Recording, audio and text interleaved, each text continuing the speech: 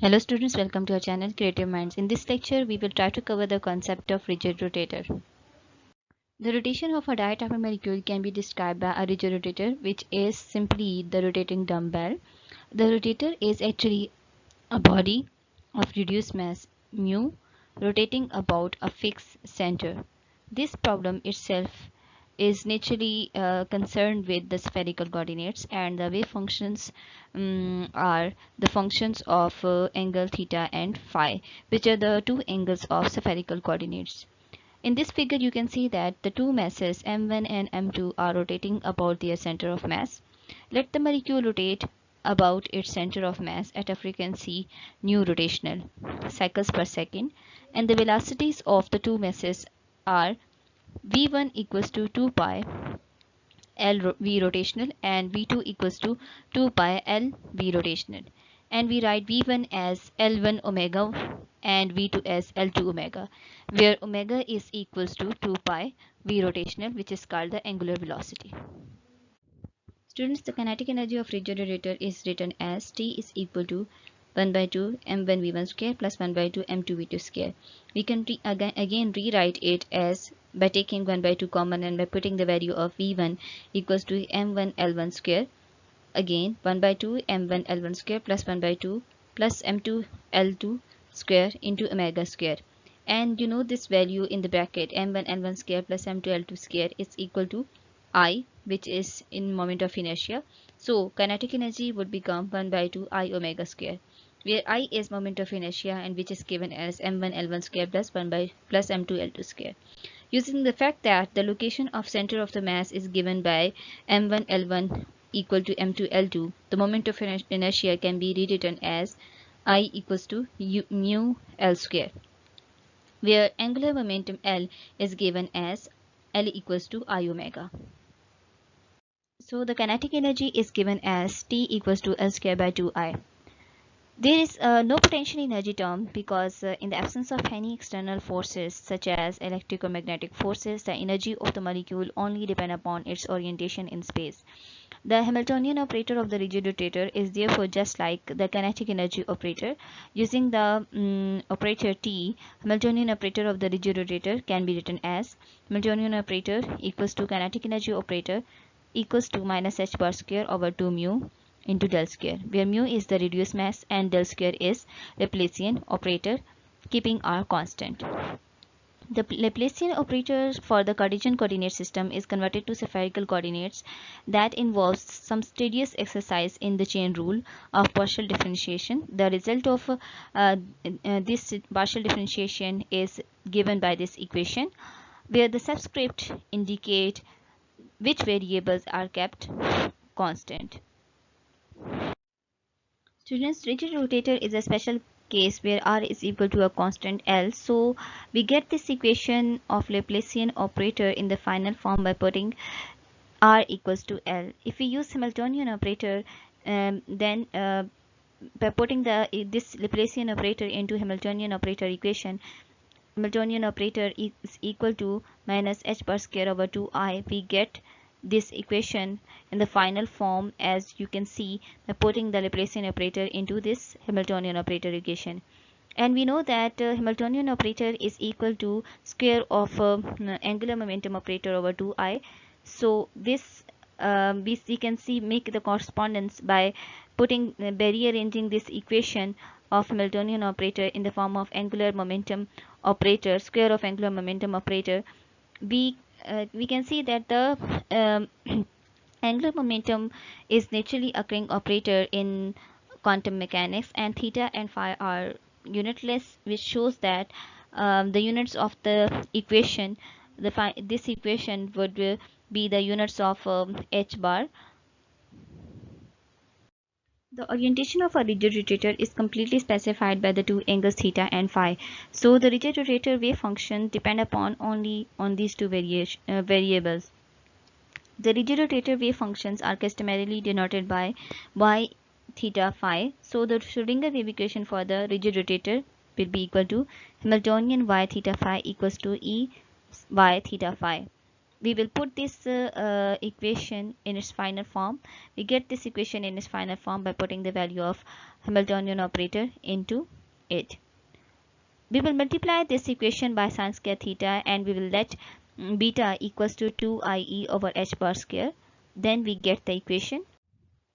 We get the partial differential equation as you can see in this equation. To solve this equation, we again use the method of separation of variables and let by theta phi equals to theta theta phi phi.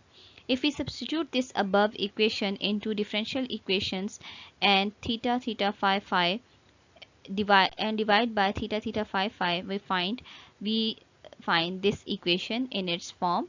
Because theta and phi are independent variables, we must have the two equations for theta and phi separately. We get separate equations for theta and phi.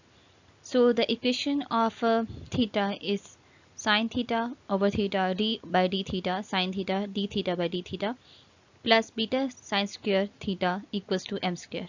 Similarly, the equation for the phi is 1 by phi d square phi over d phi square equals to minus m square. Here the m square is separation constant because the second equation contains the constant terms. That's why it is more easily solvable, and its possible solutions are phi equals to a m e iota m phi and phi equals to a minus m e minus iota m phi, where phi is single valued function of phi. So phi plus 2 pi equals to phi. By substituting the equations of the solution into the above equation, we get a m e iota m phi plus 2 pi equals to a m e iota m phi. Similarly, a minus m e minus iota m phi plus 2 pi equals to a minus m e minus iota m phi. These two equations together imply that e raised to the power plus minus iota 2 m pi is equals to 1. In the terms of sines and cosines, this equation becomes cos 2 pi m plus minus iota sine 2 pi m is equal to 1. Here m can have any value ranging from 0 plus minus 1 plus minus 2 to infinity. Because cos 2 pi m is equals to 1 and sine 2 pi m is equal to 0, so m can have these values. So the equation would become, phi a m e iota m phi and phi a minus m e minus iota m phi can be rewritten in the one equation as phi equals to a m e I m phi by putting the value of m ranging from 0 to plus minus 1 to infinity. Students, beta is equal to j into j plus 1, where j can have any value ranging from 0, 1 up to infinity. Substituting this result into the equation of energy Ej equals to h bar square over 2i j into j plus 1, which is equal to bj into j plus 1. Here b is equal to h bar square over 2i, which is called the rotational constant of a molecule. Once again, we obtain a set of the discrete energy levels in addition to the allowed energies given by the above equation. We can find that each energy level has a degeneracy Gj, which is given as 2j plus 1. The degeneracy is because m can have any values from minus j to plus j. Now we will cover the topic rigid rotator is the problem of rotating diatomic molecule. We have the allowed energies of rigid rotator given by the equation Ej equals to h bar square over 2i j into j plus 1, which is simply equal to bj into j plus 1. As we have already discussed that j can have any value ranging from 0, 1, 2 up to infinity. So the selection rule of the rigid rotator says that the transitions are allowed only when for the adjacent states. So delta j is equal to plus minus 1. This is called the selection rule for the rigid rotator. In addition to the requirement that delta J is equal to plus minus 1, the molecule must also possess some permanent dipole moment to absorb electromagnetic radiation. In the case of absorption of electromagnetic radiation, the molecule goes from one state to another state with quantum number J to 1 with J plus 1, the energy difference then would be equal to delta E equals to Ej plus 1 minus Ej. And so by putting this equation, we get the equation h bar square over I 2j plus 1 equals to h square over 4 pi square I into j plus 1. Using the Bohr frequency condition, which is the difference between the energy levels is equal to h nu absorbed, the frequencies at which the absorption transition occur is equal to h over 4 pi square I into j plus 1. In microwave spectroscopy, the absorbed frequency is equal to 2b into j plus 1, and here b is rotational constant, which is h over 8 pi square I. Figure shows the energy levels and the absorption transitions of the rigid rotator. The absorption transition occurs between the two adjacent levels, as you can see it in this figure, and the energy levels in the spectrum are equally spaced and have the difference equals to 2b.